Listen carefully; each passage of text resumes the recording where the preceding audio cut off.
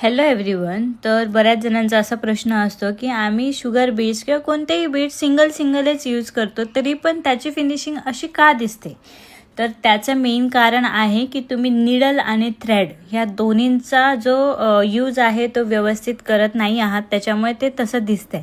आता ही जी मी छोटीशी लाईन केली आहे ती बघा किती फिनिशिंगमध्ये दिसते. त्याचं कारण आहे की तुम्हाला हे बीड्स अशा पद्धतीने लावायचे आहेत. तुम्ही काय करतात की हा थ्रेड ठेवताय वरती आणि त्याच्या आधीच तुम्ही निडल टाकताय. त्याच्यामुळे काय झालं, ही स्पेस आहे ती त्या बीडला हालायला जागा भेटते. त्याच्यामुळे ते तुमचे जे बीड्स आहेत ते थोडेसे वाकडे तिकडे होत आहेत आणि त्याच्यामुळे ते एका लाईनमध्ये ते दिसत नाही आहेत. त्याच्यामुळे तुम्हाला नेहमी असं करायचं आहे की पूर्ण थ्रेड खाली घ्यायचं आहे आणि बरोबर बीड्सच्या बाजूला तुमची निडल गेली पाहिजे.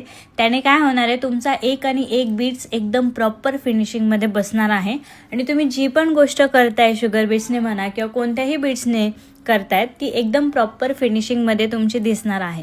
आणि जेव्हा पण तुम्ही काम करतायत, लाईन्समध्ये करा, पॅचमध्ये करा, एखाद्या नॉर्मल लीफमध्ये करा, फ्लावर्समध्ये करा, ज्यावेळेस तुम्ही ह्या अशा पद्धतीचे आउटलाईन करतात त्याच वेळेस ती गोष्ट आहे म्हणजे जे फ्लावर आहे ते अट्रॅक्टिव्ह केव्हा दिसणार आहे, जेव्हा त्याची प्रॉपर अशा पद्धतीची फिनिशिंग असणार आहे त्याच वेळेस ते दिसणार आहे. आणि तुमच्या ज्या गोष्टी आहेत त्या अट्रॅक्शनवरतीच डिपेंड असतात, तेव्हाच तर तुम्हाला ऑर्डर्स आणि ह्या सगळ्या गोष्टी भेटणार आहेत.